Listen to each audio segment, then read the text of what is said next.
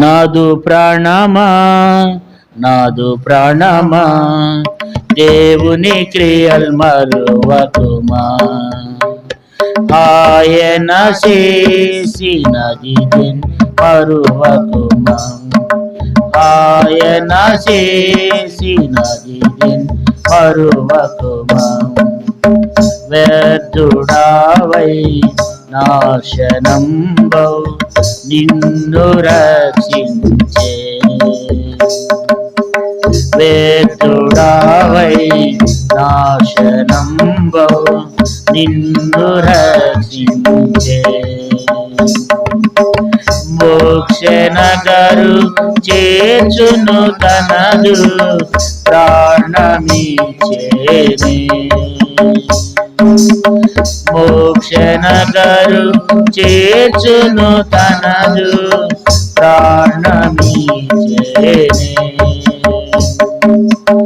ఓ నా మనసా ఎంతటి ప్రేమ, ఓ నా మనసా ఎంతటి ప్రేమ, దేవుని క్రియల్ మరువకుమా. నీ దేవుని క్రియల్ మరువకుమా. ఆయన చేసినది మరువకుమా. ఆయన చేసినది మరువకుమా. ప్రియులు లేక విమసి నీవు పరుడవైనప్పుడు. ప్రియులు లేక ప్రేమసి నీవు పరుడవైనప్పుడు. ప్రియుడేసు నిన్ను చేరి సంతతం విడెనే. ప్రియుడేసు నిన్ను చేరి సంతసం విడెనే. సమర్పించు సర్వము ప్రభుకే, సమర్పించు సర్వము తనకే. దేవుని క్రియల్ మరువకుమా. నీ దేవుని క్రియల్ మరువకుమా. ఆయన చేసినది మరువకుమా. ఆయన చేసినది మరువకుమా. రక్షణాలంకారవస్త్రము జీవహారము. రక్షణాలంకారవస్త్రము జీవహారము. శాంతి సమాధానము నీకు ఇచ్చేనే. శాంతి సమాధానము నీకు ఇచ్చేనే. ప్రేమ పరిమళ స్తుతులను పాడి, ప్రేమ పరిమళ స్తుతులను పాడి, దేవుని క్రియల్ మరువకుమా. నీ దేవుని క్రియల్ మరువకుమా. ఆయన చేసినది మరువకుమా. ఆయన చేసినది మరువకుమా.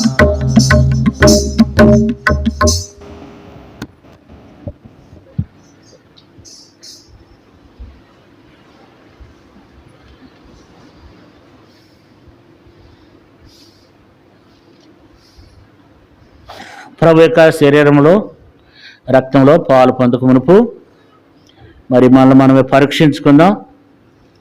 మరి దేవుని వాక్యములో నుండి 2వ దినవృత్తాంతముల గ్రంథము 27వ అధ్యాయం ద్వారా మనం చదువుకుంటూ వచ్చినాము. ఈరోజు మరి 2వ దినవృత్తాంతముల గ్రంథము 27వ అధ్యాయము మొదటి వచనాన్ని చదువుకుందాం. మొదటి వచనం చదవండి. యోతాము ఏలనారంభించినప్పుడు 25 ఏండ్ల వాడై యెరూషలేములో 16 సంవత్సరములు ఏలెను. అతని తల్లి సాదోకు కుమార్తె, ఆమె పేరు యెరూష. ఇక్కడ మనం చూసినట్లయితే యోతాము ఏలన ఆరంభించినప్పుడు 25 ఏండ్ల వాడే యెరూషలేములో 16 సంవత్సరములు ఏలెను. ఈయన మరి ఇశ్రాయేలు యూదా వారికి ఈయన 11వ రాజుగా మనం చూస్తున్నాం. రాజ్యము రెండుగా అయిన తర్వాత, రాజ్యము రెండుగా విభజింపబడిన తర్వాత మరి యూదా వారిని కొంతమంది వెళ్తే తర్వాత మరి ఇశ్రాయేల్ రాజులు కొంతమంది ఉంటూ ఉన్నారు.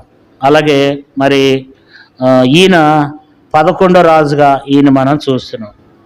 కాబట్టి సొలొమోను కుమారుడైన రెహబాము, తర్వాత రెహబాము, అబియా, ఆసా, యెహోషాపాతు, యెహోరాము, అహజ్యా, తర్వాత అతల్య, యోవాషు, అమజ్య, ఉజ్జియా, తర్వాత యోతాము. అంటే యోతాము గురించి మరి ఈరోజు మనం చదువుకుందాం దేవుని వాక్యంలో నుండి. మనము రాజుల గురించి మనం గనక తెలుసుకున్నట్లయితే బైబిల్ చాలా ఈజీగా మనకు తెలుస్తుంది అనమాట. ఎందుకంటే రాజుల గురించి మనం పూర్తిగా వారి జీవితాన్ని మనం తెలుసుకోవాలి. యూదా రాజులు మరి 20 మంది దాకా ఉంటే, ఇశ్రాయేల్ రాజులు కూడా మరి దాదాపు 20 మంది దాకా ఉంటారు. ఎక్కువ యూదా రాజుల గురించి దేవుడు ఎక్కువ రాసి పెట్టాడు. ఇశ్రాయేల్ రాజుల గురించి వాళ్ళ గురించి తక్కువగా ఉంటుంది అన్నమాట. ఒక అధ్యాయంలోనే 3-4 గురించి ఉంటుంది. కాబట్టి ఇక్కడ మనం చూసినట్లయితే మరి యోతాము గురించి రాయబడింది. యోతాము ఏళ్ళ ఆరంభించినప్పుడు 25 ఏండ్ల వాడే యెరూషలేములో 16 సంవత్సరాలు ఏలిండంట. 25 సంవత్సరాలు ఏడప్పుడు యెరూషలేములో ఆయన 16 సంవత్సరాలు పరిపాలన చేస్తూ వచ్చినాడు. ఇతని గురించి ఒక మంచి మాట ఏంటంటే 2వ వచనములో యెహోవా మందిరంలో ప్రవేశించుట తప్ప అతడు తన తండ్రి అయిన ఉజ్జియా యొక్క చర్య అంతటి ప్రకారము చేసు యెహోవా దృష్టికి యథార్థంగానే ప్రవర్తించును. ఇతని గురించి దేవుని యొక్క మందిరంలో ప్రవేశించుట తప్ప అన్ని విషయాల్లో కూడా ఈయన ఎట్లున్నాడంట, మరి యథార్థంగా ఉంటూ వచ్చాడు. దేవుని మందిరానికి ఎందుకు రాలేదు ఈయన అంటే, ఉజ్జియా ఏం చేశాడు? దేవుని మందిరానికి రావడమే కాదు కానీ అతి పరిశుద్ధ స్థలంలోనికి వెళ్ళి తాను ధూపం వేశాడు. అతి పరిశుద్ధ స్థలంలోనికి ఎవరు వెళ్ళాలి? యాజకులైన అహరోను సంతతి వారే, కానీ ఇది మీ పని కాదన్నారు.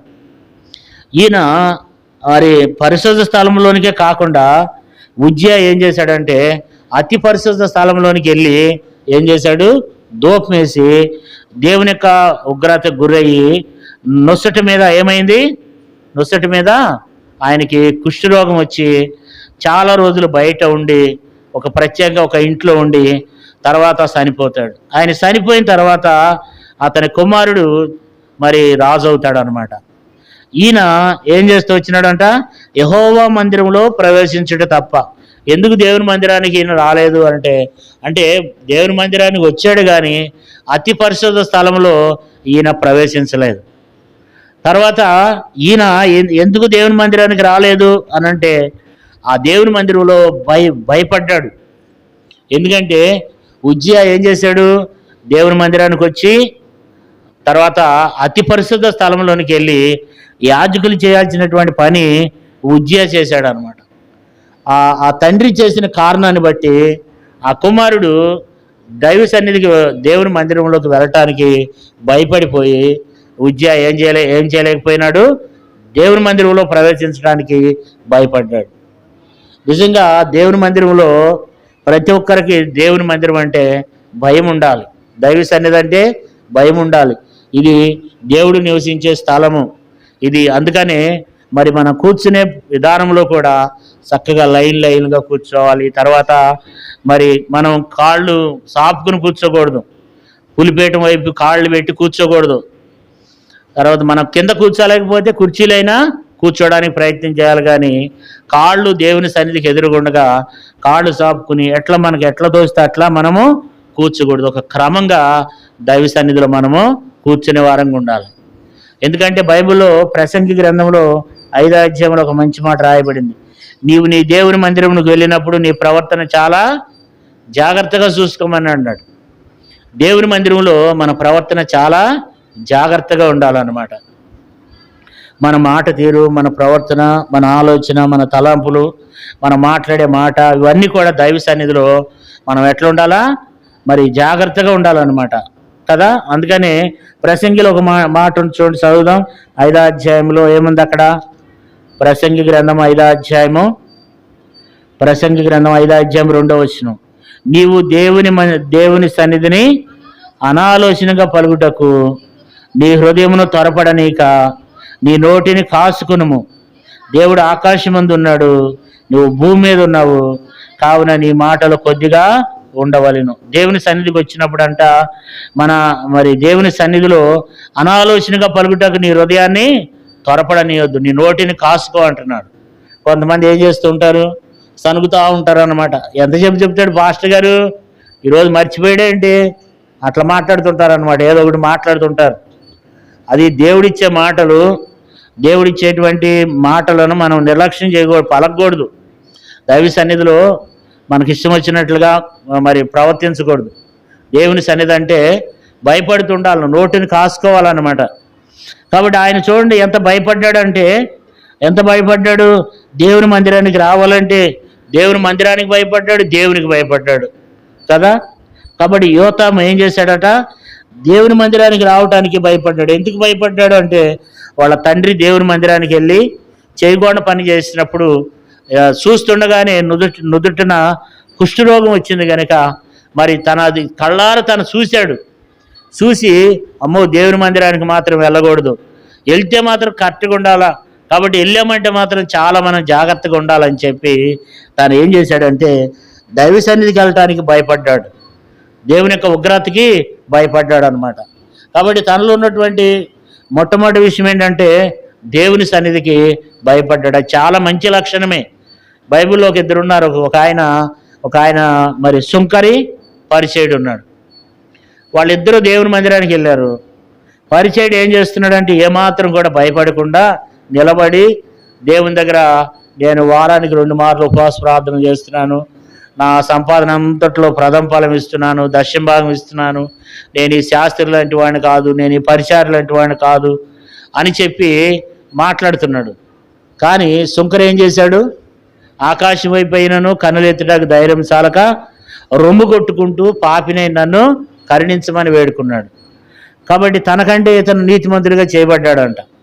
కాబట్టి ఈయన కూడా దేవుని మందిరానికి వెళ్ళటానికి ఎంతో భయపడ్డాడు. మనం చూసినట్లయితే ఆదికాండంలో రాయబడింది, యాకోబు అంటాడు ఈ స్థలం ఎంతో భయంకరము, ఇది దేవుని మందిరమే కానీ ఇంకొకటి కాదు, పరలోకపు గవిని అంటాడు అనమాట. కాబట్టి ఈయన కూడా దేవుని మందిరానికి రావటానికి భయపడ్డాడు, అంతేకాని దేవునికి దూరంగా ఉండాల, దేవుని సన్నిధికి రావడానికి భయపడ్డాడు. ఈ దినాన మనం దేవుని మందిరానికి వస్తున్నాం, భయపడుతున్నామా? దేవుడు అంటే, దేవుని సన్నిధి అంటే మనం భయపడుతున్నామా? దేవుడు మన ఇల్లు ఎట్టగో దేవుని ఇల్లు కూడా అట్లాగే అనుకుంటాం. మనం మన ఇంటికాడ ఎట్లా మాట్లాడతామో దేవుని మందిరంలో కూడా అట్లాగే మనం మాట్లాడుతుంటాం. కొంతమంది టక్కన బూతు మాటలు కూడా మాట్లాడే వాళ్ళు ఉంటారు కొన్ని సంఘాల్లో. కాబట్టి అట్లా ఉండకూడదు. దేవుని మందిరం అంటే అది దేవుని సన్నిధి, అది దైవ సన్నిధి, అది ఒక ప్రత్యేకమైనటువంటిదని మనం దానికి ఏం చేయాలా? భయపడాలా కదా. మరి ఆ రీతిగా మనం దేవుని సన్నిధికి మనము, మీరు నమ్ముతారో లేదో కానీ నేనైతే ఈ మందిరంలోకి మరి శుభ్రంగా స్నానం చేయకుండా పరిశుద్ధంగా ఉంటే తప్ప లేకపోతే ఈ మందిరంలోకి నేను రావటానికి భయపడతాను. అట్లా మనము బయట నుంచి వచ్చినప్పుడు కూడా, మీరు చాలా దూరం నుంచి నడుచుకుంటూ వచ్చినప్పుడు, బళ్ళ మీద వాహనాల నుంచి వచ్చినప్పుడు మొట్టమొదటి అక్కడికి వెళ్ళి అక్కడ తొట్టులో నీళ్లు ఉంటాయి, కాళ్ళు కడుక్కుని రావాలా. అది దైవ సన్నిధి అని మనం గుర్తించాలన్నమాట. మనం ఎక్కడెక్కడ తిరిగి లోపలికి డైరెక్ట్గా వచ్చేసేయకూడదు. మనం శుభ్రంగా కడుక్కుని, కాళ్ళు చేతులు కడుక్కుని దేవుని మందిరంలోకి రావటం మనము నేర్చుకోవాలన్నమాట. కాబట్టి దైవ సన్నిధి అంటే మనము భయపడాలి. ఈయన కూడా ఏం చేశాడు, దేవుని మందిరాన్ని మానకూడదు కానీ ఈయన భయపడ్డాడు. అందుకని ఇక్కడ ఏం రాయబడిందంటే మరి 27వ అధ్యాయము రెండో దినవృత్తాంతంలో 27వ అధ్యాయము 2వ వచనంలో యెహోవా మందిరంలో ప్రవేశించుట తప్ప అని ఉంది. అంటే దేవుని మందిరంలో ప్రవేశించుట తప్ప అన్ని విషయాల్లో దేవునికి ఎట్లున్నాడు అంటే అండి, కరెక్ట్గా ఉన్నాడు. నేనేమంటానంటే దేవుని మందిరానికి ఎందుకు రాలేదు అని అంటే అది దేవుని యొక్క ఉగ్రతకు భయపడ్డాడు. దేవుని యొక్క దేవుని సన్నిధి అంటే అది దేవుడు ఉండేటువంటి స్థలం.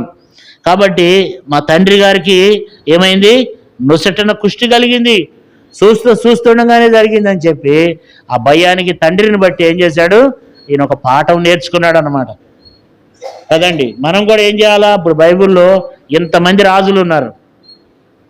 ఆ రాజులు వాళ్ళు ఎలా జీవించినారు, కొంతమంది చాలామంది వాళ్ళు ఏమయ్యారు, వాళ్ళు కొంతమంది భక్తుల నుంచి తొలగిపోయి దేవునికి విరోధమైన కార్యాలు చేసిన రాజులు కూడా ఉన్నారు. వాళ్ళని గురించి దేవుడు ఎందుకు రాసి పెట్టాడు, యుగాంతమందున మనకు బుద్ధి కలగటానికి. వాళ్ళకిలాగా మనము ఉండొద్దు, వాళ్ళకిలాగా మనము చెయ్యొద్దు అని. కాబట్టి ఇప్పుడు కూడా ఈయన ఎందుకు మందిరానికి రావట్లేదు అని అంటే, ఈయన మందిరానికి ఎందుకు రావట్లేదు అంటే, అమ్మో మా నాన్న మందిరానికి వెళ్ళి తనకు ఏమి లేదు, ఉజ్జాకి ఏమి లేదట, దేవుని మందిరం అయినా ఒకటే, ఇల్లు అయినా ఒకటే. అట్లుంటారు చాలామంది. ఉజ్జాలాగా ఎట్లుంటారండి, దేవుని మందిరం అంటే ఒక మార్కెట్ అనుకుంటారు అనమాట. అంటే ఎట్లా పడితే అట్లాగే ఉంటారు దేవుని మందిరంలో. కానీ ఈయన ఒక విషయాన్ని నేర్చుకున్నాడు, ఏంటంటే మా తండ్రి గారికి ఇంత నష్టం జరిగింది దేవుని మందిరంలోకి వెళ్ళటం ద్వారా. కాబట్టి నేను మందిరంలోకి వెళ్ళానంటే మాత్రం చాలా క్రమంగా ఉండాలి. కాబట్టి అమ్మో ఆ మందిరంలోకి నేను వెళ్ళకూడదనే భయంతో ఏం చేయలేదు, దేవుని మందిరానికి తాను వెళ్ళలేకపోతూ వచ్చినాడు. అయితే ఇది ఒక మంచి లక్షణమే, ఎందుకంటే ఇతడు దేవుని మందిరం అంటే భయపడ్డాడు. ఇది మొట్టమొదటి విషయం. తనలో ఉన్నటువంటి ఒక శ్రేష్టమైనటువంటి లక్షణం ఏంటంటే దైవ సన్నిధి అంటే తను ఎంతో భయపడుతూ వచ్చినాడు అని. అట్లని మందిరం మాంతం కాదు, కానీ ఈయన మందిరం మానినా సరే, మందిరానికి రాకపోయినా సరే మందిరంలో పనులు చేపించాడు అనమాట కదా. మందిరాన్ని మానలేదు, మందిరానికి లోపలికి రాలేదు, కానీ అతి పరిశుద్ధ స్థలంలో ప్రవేశించలేదు, కానీ మందిరంలో పనులన్నీ చేస్తూ వచ్చినాడు. ఇతను ఎట్లా ఉన్నాడట, రెండో విషయం ఏంటంటే, రెండో విషయం చదువుకుందాము. అతడు తన తండ్రి అయిన ఉజ్జియా యొక్క చర్య అంతటి ప్రకారము అన్నాడు. అంటే తండ్రి ఏ మార్గమునైతే నడిచినాడో ఆ మార్గంలో నడిచినాడు. ఉజ్జియా ఫస్ట్లో ఎట్లా నడిచాడు, ఉజ్జియా ఎట్లా నడిచాడు, ఫస్ట్లో చాలా యథార్థంగా నడిచాడు కదా. 26వ అధ్యాయము 4వ వచనములో, తర్వాత 5వ వచనములో, తర్వాత 8వ వచనములో, ఇవన్నీ మనం పోయిన వారం మనం చదువుకున్నాం. ఉజ్జియా ప్రారంభంలో మరి ఎలాంటి మంచి జీవితాన్ని, ఎలాంటి జీవితాన్ని కలిగి ఉన్నాడో అలాంటి చర్య ప్రకారంగా నడుచుకున్నాడు అంట. తండ్రి మార్గంలో ఉజ్జియా చేసిన తప్పేంటంటే అతి పరిశుద్ధ స్థలంలోనికి వెళ్ళి దూపం వేయడం తప్ప. ఉజ్జియా కూడా చాలా మంచి రాజే. అయితే ఉజ్జియా చేసిన ప్రకారంగా ఇక్కడ ఏముందంటే రెండవ వచనం ఏముంది, యెహోవా మందిరంలో ప్రవేశించడు తప్ప తన తండ్రి అయిన ఉజ్జియా యొక్క చర్య అంతటి ప్రకారము చేయిస్తూ. అంటే ఉజ్జియా ఎలాంటి మంచి పనులు చేశాడంటే మనం పోయిన వారంలో చదువుకున్నాం. అలాంటి మంచి పనులు చేయడానికి ఈయన పూనుకున్నాడు. వాళ్ళ నాన్న ఎట్లాంటి జీవితాన్ని జీవించినాడు, వాళ్ళ నాన్న చేసిన చెడు పని చేయలేదు, కానీ మంచి పనులన్నీ చేసినాడు. మనం కూడా రాజుల చరిత్రలు చదువుకుంటున్నాము. వాళ్ళు చేసే మంచి పనులు చేయాలి, కానీ వాళ్ళు చేసే చెడు పనులు మనము చేయకూడదు. ఇప్పుడు ఉజ్జియా ఏం చెడు పని చేసినాడు, అతి పరిశుద్ధ స్థలంలోనికి వెళ్ళి ధూపం వేయకూడదు. కాబట్టి ఇది వాళ్ళ నాన్న చేసిన పని చేయట్లేదు, కానీ మిగతా అన్నీ చేస్తున్నాడు. ఉజ్జియా ఎట్లున్నాడంట, మనం 26వ అధ్యాయం 4వ వచనం మనం చదువుకుంటే ఏం చేశాడు చూడండి. 26వ అధ్యాయము 4వ వచనం, అతడు తన తండ్రి అయిన అమజ్యా చర్య అంతటి ప్రకారము యెహోవా దృష్టికి యథార్థంగా ప్రవర్తించాడంట కదా. అంటే ఉజ్జియా కూడా మంచి ప్రవర్తన కలిగి యథార్థంగా ప్రవర్తించాడు. తండ్రి మార్గంలో, తండ్రి ఏ మంచి మార్గంలో అయితే జీవించాడో అలాంటి మంచి మార్గాన్ని అనుసరించి నడుచుకున్నాడు. బైబిల్ ఇంకొక రాజు ఉన్నాడు, ఈయన గురించి చూడండి. 21వ అధ్యాయము, రెండో దినవృత్తాంతంలో 21వ అధ్యాయము 21వ వచనం చదవండి. 21వ వచనం, 21వ అధ్యాయం 21వ వచనం చదవండి. ఇంకెవరైనా చదవండి, పని చదువుకున్న వాళ్ళు ఉన్నారు కదా, ఇంకొకరు తీయండి బైబుల్. 2 దినవృత్తాంతంలో 21:12 తీయండి. 21:12 చదవమ్మా. అంతటా ప్రవక్త అయిన ఏలియా ఒక పత్రిక రాసి అతని యొద్దకు పంపెను. నీ పితరుడకు దావీదునకు దేవుడైన యెహోవా సెలవిచ్చిందేమనగా, నీవు నీ తండ్రి అయిన యెహోషాపాతు మార్గములెందైనను యోధారాజు అయిన ఆసా మార్గములెందైనను నడవక ఇశ్రాయేల్ రాజుల మార్గమందు నడిచి ఆహాబు సంతతి వారు చేసిన వ్యభిచార క్రియలు చొప్పున యోధాను యెరూషలేమును కాపురస్తులను వ్యభిచరింపచేసి నీకంటే యోగ్యులైన నీ తండ్రి సంతతి వారకు నీ సహోదరులను నీవు చంపివును. అంటే ఈయన యెహోరాము ఏం చేశాడంట? యెహోరాము గురించి ఏం రాయబడిందంటే, నీ పితరుడైన దావీదు దేవుడైన యెహోవా సెలవిచ్చింది ఏమనగా, నీవు నీ తండ్రి అయిన యెహోషాపాతు మార్గములు ఎందైనను యోధారాజు అయిన ఆసా మార్గములు ఎందైనను నడవక. తండ్రి మార్గాన్ని నడవలేదు, తర్వాత తాత మార్గాన్ని కూడా నడవలేదు. ఈయన ఎట్లా నడిచినాడు అంటే ఇశ్రాయేల్ రాజులు నడిచిన మార్గమున నడిచిండంట. కానీ మరి యోతాము అయితే ఏం చేస్తూ వచ్చినాడు? ఎవరి మార్గాన్ని నడుస్తూ వచ్చినాడంటే, అతడు తన తండ్రి అయిన ఉజ్జయ యొక్క చర్య అంతటి ప్రకారము నడిచాడు అనమాట. రెండో విషయం ఏంటంటే, తండ్రి చేసిన మంచి పనులు చేశాడు. మొదటి విషయం ఏంటంటే, తండ్రి చేసిన తప్పు చేయలేదు, అందుకని దేవుని మందిరానికి వెళ్ళలేదు. రెండో మంచి పని ఏంటంటే, తండ్రి చేసిన మంచి పనులన్నీ చేశాడు. తండ్రి చేసిన చెడ్డ పనులు చేయలేదు, కానీ తండ్రి చేసిన మంచి పనులన్నీ చేశాడు. తర్వాత యెహోవా దృష్టికి ఎట్లా నడిచిండంటండి? యథార్థంగా ప్రవర్తించును. యెహోవా దృష్టికి యథార్థంగా నడుచుకున్నాడంట. తర్వాత మరి జనులు ఎట్లున్నారు? అతని కాలంలో జనులు మరింత దుర్మార్గంగా ప్రవర్తించారు. ఆ రోజుల్లో ఎక్కడ చూసినా దుర్మార్గతేనండి కదా. మరి ఆ యొక్క ఉజ్జియా దినాల్లో కానీ, తర్వాత మరి యోతాం దినాల్లో కానీ, ఆ తర్వాత ఆహాజు దినాల్లో కానీ, హిజ్కియా దినాల్లో ఎట్లా ఉన్నారు జనులు? ఎట్లున్నారు చూడండి. యెషయా గ్రంథము ఎట్లున్నారు అనేది ఆయన చెప్తాడు. ఆ రోజుల్లో ఆయన ఉన్నాడు.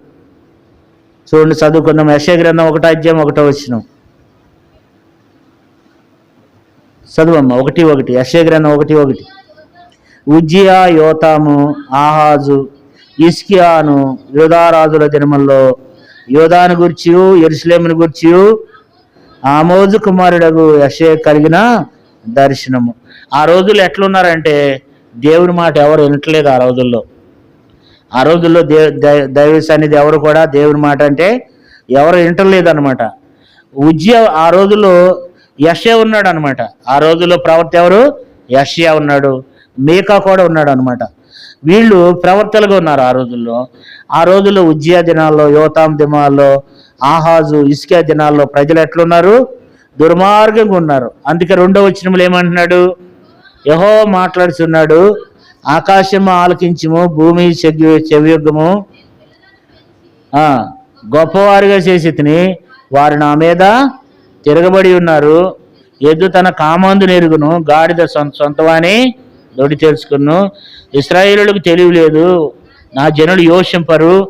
పాపిష్టి జనమ, దోషభరితమైన ప్రజలారా, దుష్ట సంతానమా, చెరుపు చేయి పిల్లలారా, మీకు శ్రమ. వారు యెహోవాను విసర్జించి ఉన్నారు, ఇశ్రాయేలు యొక్క పరిశుద్ధ దేవుని దూషింతురు. ఆయన విడిచి తొలగిపోయి ఉన్నారు.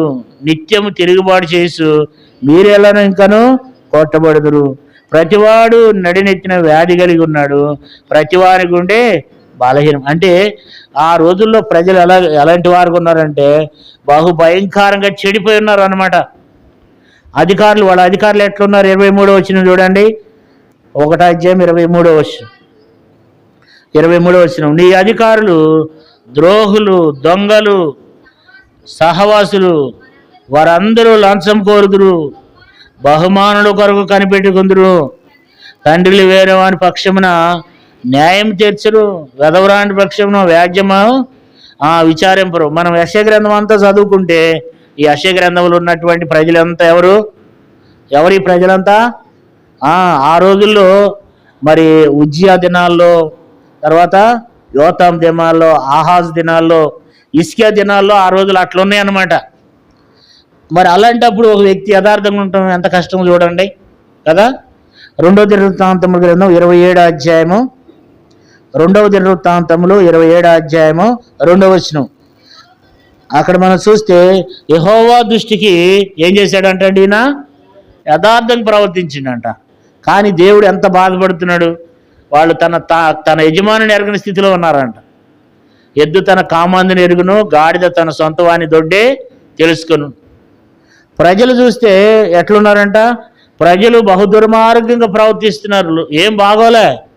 కానీ ఒక వ్యక్తి ఎట్లున్నాడు చెప్పండి, ఆయన మాత్రము యథార్థంగా ఉన్నాడంట. యథార్థంగా ఉన్నాడు. ప్రజలు బాగున్నారా? ప్రజలు బాగోలే.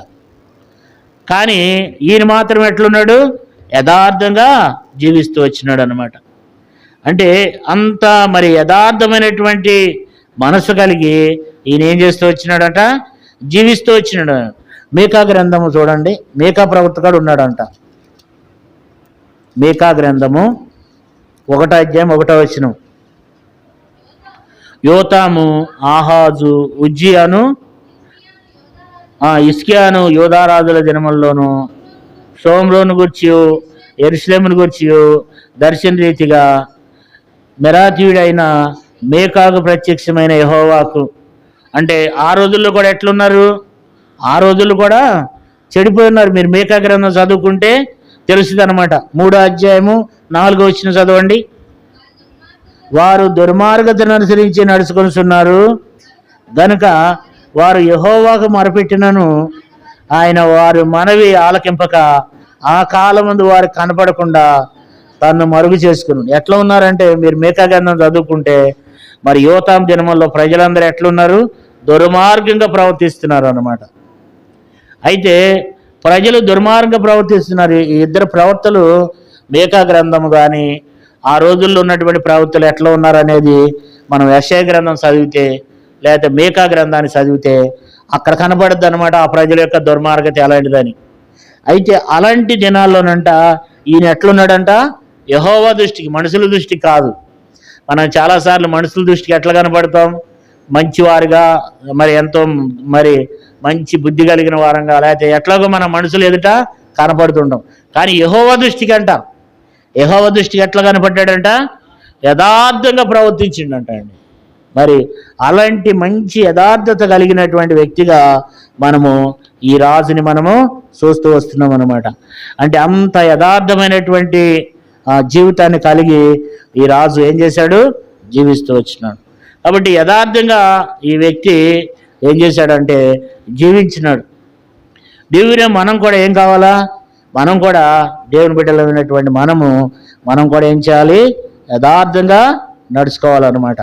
ఈ రాజు కూడా ఏం చేస్తూ వచ్చినాడు, యథార్థంగా ప్రవర్తించాడు, దేవుని దృష్టికి యథార్థంగా జీవించాడు అనమాట.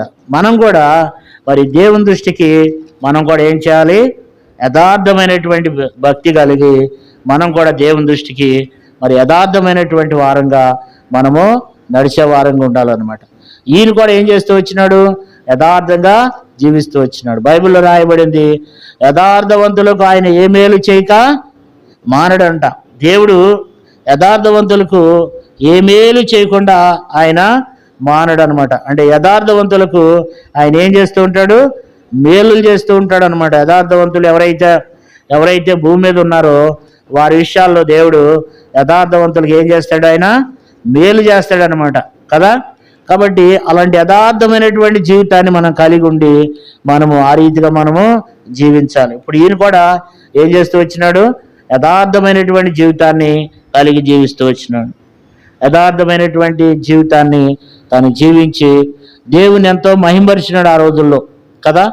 కాబట్టి దేవుని బిడ్డలమైనటువంటి మనం కూడా ఏం చేయాలా, యథార్థంగా మనము జీవించే వారంగా, యథార్థమైనటువంటి ప్రవర్తన కలిగి మరి మంచి ప్రవర్తన కలిగిన వ్యక్తులంగా మనము జీవించాలి. వీళ్ళు కూడా ఏం చేశాడు, జీవిస్తూ వచ్చినాడు యథార్థంగా, మరి మంచి ప్రవర్తన కలిగి ఈయన జీవించినాడు ఆ రోజుల్లో కదా. మరి ప్రజలందరూ ఎట్లా ఇప్పుడు ఈ రోజుల్లో కూడా ప్రజలందరూ ఎలాగైనా ఉండని, కానీ మన మట్టికి మనం ఏం కలిగి ఉండాలి?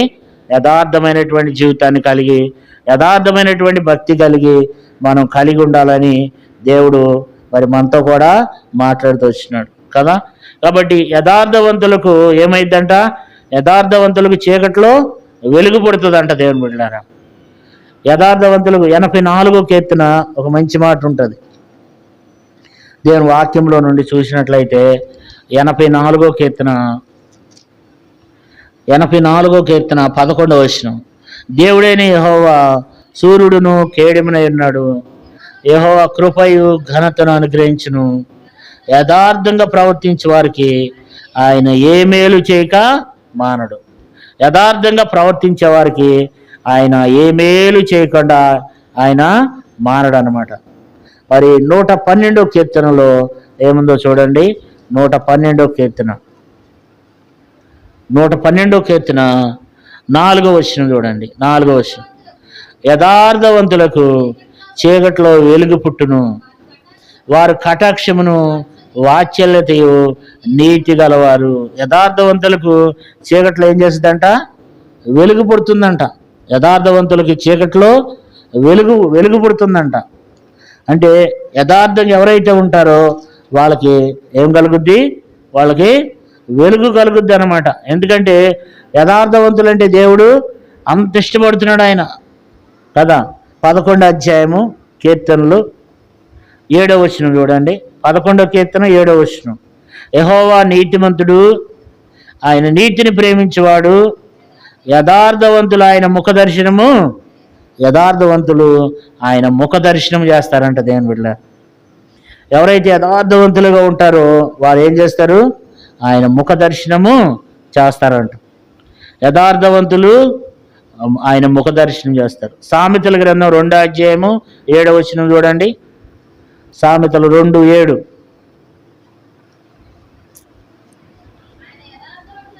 ఆయన యథార్థవంతులను వర్ధిల్ల చేయును. చాలా మనం ఇక్కడ చూస్తే యథార్థంగా ఎవరైతే ఉంటారో వాళ్ళని దేవుడు ఏం చేస్తాడంట? వర్ధిల్ల చేస్తాడంట. యథార్థవంతులను దేవుడు వర్ధిల్ల చేయును అంటే మరి యథార్థవంతుల్ని దేవుడు వర్ధిల్ల చేస్తాడు. అంతేకాదు యథార్థవంతులను దేవుడు ఇష్టపడతాడు. 11వ అధ్యాయము సామెతలు 11:20.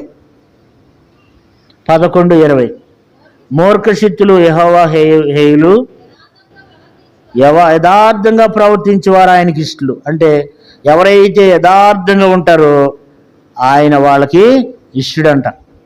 యథార్థంగా ప్రవర్తించే వారికి ఆయన ఇష్టడు. అంటే ఎవరైతే యథార్థంగా ఉంటారో ఆయన వాళ్ళని ఇష్టపడతాడు అనమాట కదా. మనల్ని ఇష్టపడాలంటే ఏం కావాలా? మనం కూడా నడుచుకోవాలన్నమాట. యథార్థవంతులను దేవుడు ఆశీర్వదిస్తాడు. 20వ అధ్యాయం సామెతల గ్రంథము 7వ వచనం చదవండి. సామెతలు 27. యథార్థవంతునుడగు నీతిమంతుని పిల్లలు వాని తనంతరం ఏం చేస్తారంట? ధనిలవుతారు. అంటే మరి యథార్థవంతుడగు నీతిమంతుని పిల్లలు ఏం చేస్తారంట? వాని తనాంతరం ధన్యులవుతారంట. అంటే యథార్థవంతులు చనిపోతే వాళ్ళ పిల్లలను కూడా దేవుడు విడిచిపెట్టాడు అనమాట. వాళ్ళ తనంతరం వాళ్ళు ఏమవుతారు? ధన్యులవుతారంట. బైబిల్లో ఒక మాట ఉంది, అబ్రహాము చనిపోయిన తర్వాత దేవుడు ఇస్సాకుని ఆశీర్వదించిండు. కాబట్టి యథార్థవంతులకు నీతిమంతుని పిల్లలు వాని తనంతరం ఏమవుతారు? ధన్యులవుతారు కదా. యథార్థంగా మనం ఎప్పుడైనా జీవిస్తే మరి యథార్థమైనటువంటి జీవితాన్ని మనం కలిగి ఉంటే మన పిల్లలు కూడా ఏమవుతారు? ధన్యులవుతారు కదా. కాబట్టి 15వ అధ్యాయం సామెతలు 15వ అధ్యాయము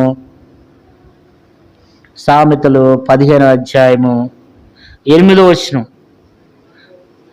భక్తిహీనులు అర్పించు బలులు యెహోవా హేయములు, యథార్థవంతుల ప్రార్థన ఆయనకు ఆనందకరం. భక్తిహీనులు అర్పించే బలులు దేవునికి ఇష్టం ఉండదు, కానీ యథార్థవంతుల ప్రార్థన అంట ఆయనకి ఆనందకరం అంట. 14వ అధ్యాయం 11వ వచనం. భక్తిహీనులిల్లు నిర్మూలమగును, యథార్థవంతుల గుడారం ఏమవుద్దంటండి? వర్ధిల్లుతుందంట. భక్తిహీనులు గుడారం ఏమైపోద్ది? నిర్మూలమైపోద్ది, రోజు జీర్ణించుకుపోద్ది. భక్తిహీనత అనేది మనలో ఉంటే, భక్తిహీనత అంటే ఏంటి? భక్తిహీనులు అంటే ఎవరు? భక్తి తక్కువ చేసే వాళ్ళని ఏమంటారు? భక్తి లేదనుకోండి భక్తిహీనుడు అంటారు కదా. రక్తం లేకపోతే రక్తహీనుడు అంటారు, వస్త్రం లేకపోతే వస్త్రహీనుడు అంటారు, బుద్ధి లేకపోతే బుద్ధిహీనుడు అంటారు. అట్లా భక్తి లేకపోతే భక్తిహీనులు అంటారు అన్నమాట. పైకి మాత్రమే వాళ్ళు భక్తి కలిగి ఉంటారు కానీ లోపల దాని శక్తి ఉండదు. అయితే భక్తిహీనులు ఇల్లు ఏమవుతుందట? నిర్మూలం అవుతుంది అన్నమాట. వాళ్ళ ద్వారా దేవుని నామానికి కూడా ఎంతో అవమానం. అయితే యథార్థవంతుల గుడారం ఏమవుద్దంట? అది వర్ధిల్లుతుందంట. యథార్థవంతుల గుడారం వర్ధిల్లుతూనే ఉంటుంది. వాళ్ళు రోజు రోజే సంవత్సరం గడిచిన కొద్దీ ఒక్కో స్టెప్ వాళ్ళ దేవుడు మరి ఉన్నత స్థితిలోనికి దేవుడు వాడిని తీసుకుని వెళ్తూనే ఉంటాడు. కాబట్టి ఇప్పుడు ఈయన కూడా ఎలాంటి జీవితాన్ని జీవిస్తూ వచ్చినాడు? యథార్థంగా జీవించిండంట, యథార్థంగా కదా. ఇప్పుడు అతనిలో 3 విషయాలు చూసినాం. ఒకటి, దేవుని మందిరం అంటే భయపడతాడు. రెండోది, తండ్రి చేసిన మంచి పనులు చేస్తాడు. మూడోది, యథార్థంగా జీవిస్తాడు అనమాట. నాలుగోది, ఎట్లా ఉంటాడు ఆయన? దేవుని మందిరంలో పని చేస్తాడు కదా. ఏం చేశాడు చూడండి, దేవుని మందిరంలో పని చేశాడు.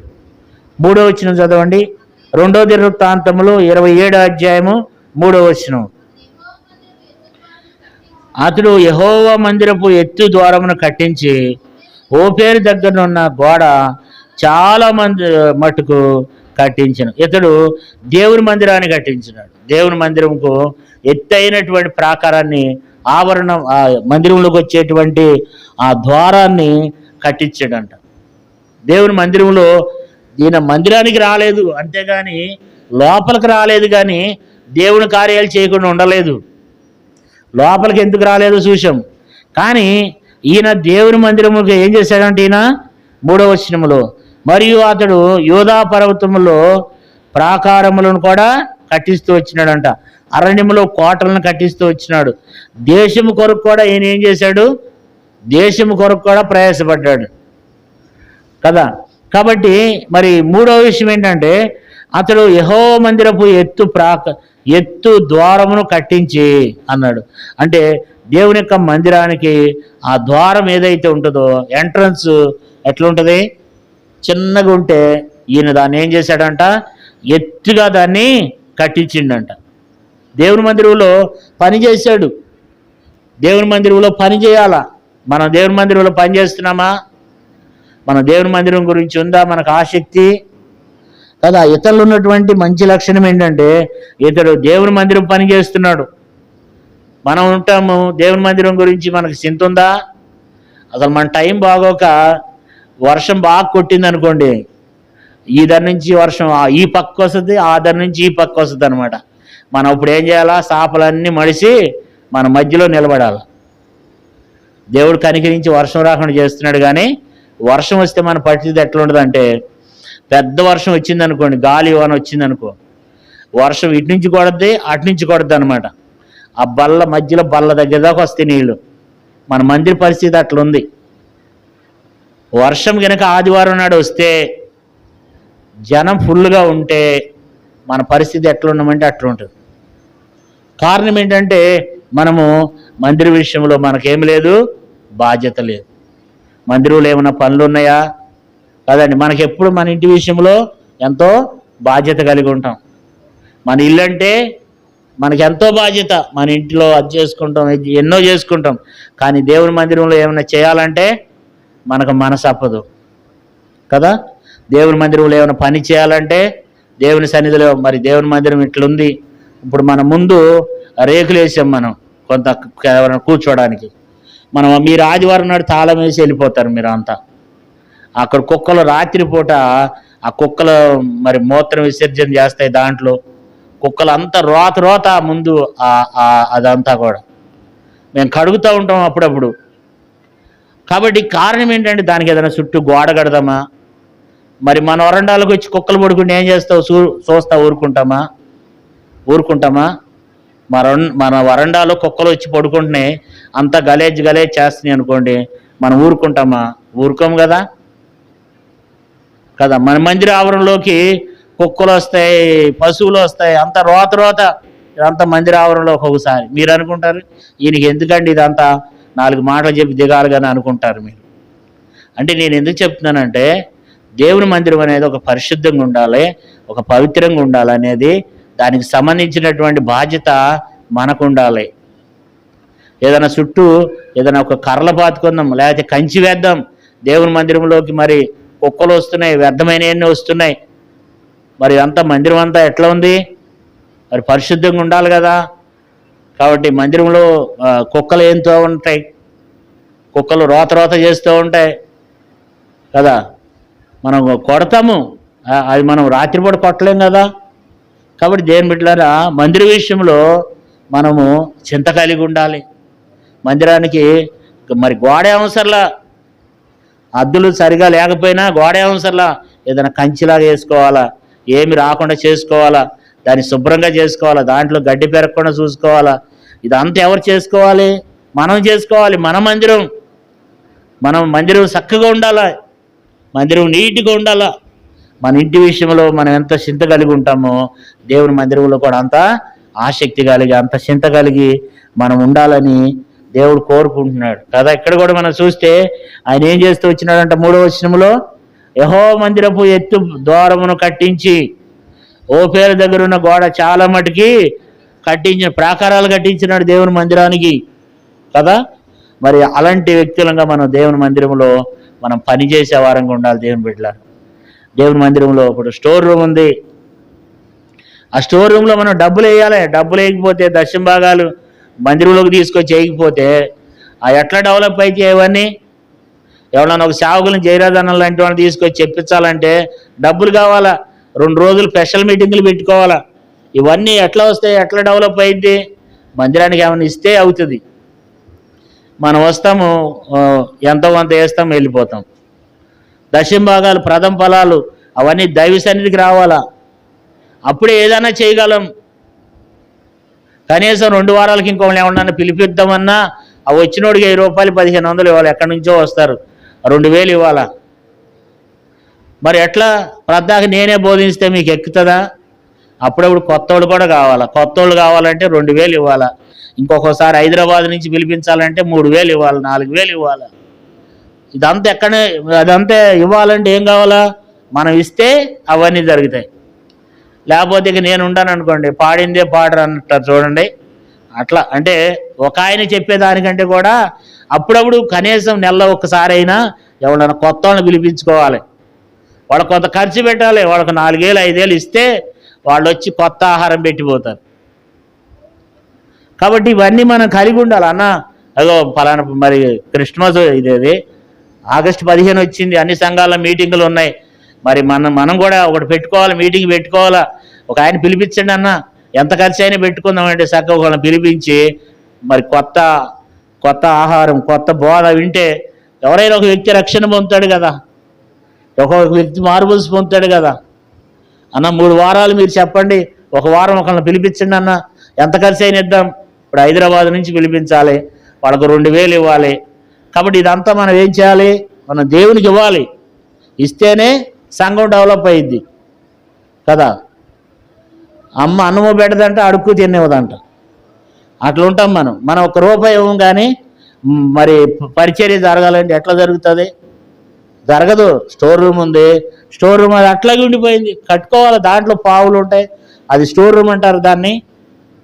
అట్లా అయిపోయింది. అది కారణం ఏంటంటే మనకు దాని విషయంలో మనకేం లేదు, శాంతలేదు. మన ఇళ్ళు ఎట్లా ఉంటాయి? కింద పాలిస్ రాళ్ళు మంచిగా అంత చక్కగా ఉంటాయి మన ఇళ్ళు. ఎంత హాయిగా ఉంటుంది వర్షం వస్తే. కానీ మరి దేవుని మందిరంలో అట్లా ఉండవు కదా. కాబట్టి ఇక్కడ మనం చూసినట్లయితే ఈయన మరి దేవుని మందిరాన్ని పనిచేస్తూ వచ్చినట్లుగా మనం చూస్తున్నాం. 2వ రాజుల గ్రంథం 15వ అధ్యాయము 34వ వచనంలో మనం ఈయన గురించి రాయబడింది. 2వ రాజుల గ్రంథము 15వ అధ్యాయము 34వ వచనంలో ఇతడు నీతిగా ప్రవర్తించిండంట. ఎట్లా ప్రవర్తించాడు? నీతిగా ప్రవర్తించాడు. 2వ రాజుల గ్రంథం 15:34 చదువమ్మా. అతడు యెహోవా దృష్టికి ఎట్లా ప్రవర్తించిండంట? నీతిగా ప్రవర్తించిండంట కదా. మరి ఆ రోజులు ఎట్లున్నాయి మనం చదువుకున్నాం కదా. మీకా దినాల్లో ప్రజలలో ఉన్నారు, యెషయా దినాల్లో ప్రజలకు ఉన్నారు, ఆ ప్రవక్తలు ఉన్న దినాల్లో ఎంత దుర్మార్గంగా ఉన్నారు. కానీ ఈయన అయితే ఎట్లా నడిచిండంట 2 రాజుల గ్రంథం 15:34 నీతిగా ప్రవర్తించిండంట. ఎవరి దృష్టికి? మనుషుల దృష్టికి కాదు, దేవుని దృష్టికి కదా. అంతేకాదు న్యాయం తీరుస్తూ వచ్చిండంట ఈ న్యాయవంతుడు కదా. ఏం చేశాడు ఈయన? చూడండి 2వ దినవృత్తాంతములు 26:21 చదవండి. 2వ దినవృత్తాంతములు 26:21 రాజైన ఉజ్జియా తన మరణ దినం వరకు కుష్ఠరోగి అయ్యుండెను. కుష్ఠరోగి అయి యెహోవా మందిరంలోనికి పోకుండా ప్రత్యేకంగా ఉంచబడెను గనుక అతడు ప్రత్యేకంగా ఇంటిలో నివసించుండెను. అతని కుమారుడైన యోతాము రాజు ఇంటి వారికి అధిపతి అయి దేశపు జనులకు న్యాయం తీర్చుండెను. న్యాయవంతుడు ఈయన. ఒక్కళ్ళ దగ్గర కూడా ₹1 తీసుకోలేదు. కొంతమంది ఏం చేస్తారు? న్యాయం తిప్పివేస్తారన్నమాట. అయ్యా మాకు న్యాయం చేయండి అయ్యా అంటే ఏం చేస్తారు? న్యాయాన్ని తిప్పివేస్తారు. బైబిల్లో ఒక ప్రవక్త కుమారులు ఉన్నారు చూడండి. మొదటి సమూయేలు గ్రంథము 8వ అధ్యాయము, మొదటి సమూయేలు 8వ అధ్యాయము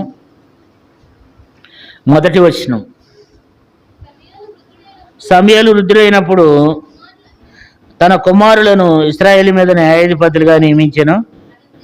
అతని జ్యేష్ఠ కుమారుని పేరు ఏవేలు, రెండవవాని పేరు అబియా. వీరు బేర్షెబాలో న్యాయాధిపతులుగా ఉండేది. అతని కుమారులు అతని ప్రవర్తనను అనుసరింపక ధనాపేక్షలై లంచములు పుచ్చుకొని న్యాయమును ఏం చేశారంట? త్రిప్పివేస్తున్నారు. సమూయేలు కుమారులు, ప్రవక్త అయిన సమూయేలు కుమారులు అంట. సమూయేలు ప్రవక్త వంటి వారు కాదంట కదా. 3వ వచనంలో వీరు బేర్షెబాలో న్యాయాధిపతులుగా ఉండేది. అతని కుమారులు అతని ప్రవర్తన అనుసరింపక ధనాపేక్షలై లంచములు పుచ్చుకొని న్యాయమును ఏం చేస్తున్నారంట? న్యాయములు తిప్పివేస్తున్నారంట. లంచాలు తీసుకుని ఏం చేస్తారు? న్యాయాన్ని తిప్పివేస్తారంట. న్యాయాన్ని తిప్పివేస్తారు. ఎవరు ఎక్కువ లంచం ఇస్తే వాళ్ళ పక్షంగానే న్యాయం జరుగుద్ది. కానీ ఈయన గురించి అట్లా రాయబడిందా? ఈయన కూడా లంచాలు తీసుకుంటే వచ్చిన వాళ్ళందరికీ న్యాయం తీర్చాలంటే యోతాము కూడా ఏం చేస్తూ వచ్చినాడు? చూడండి 21వ అధ్యాయము 2వ దినవృత్తాంతములు 26వ అధ్యాయము 2వ దినవృత్తాంతములు 26వ అధ్యాయము 21వ వచనంలో అక్కడ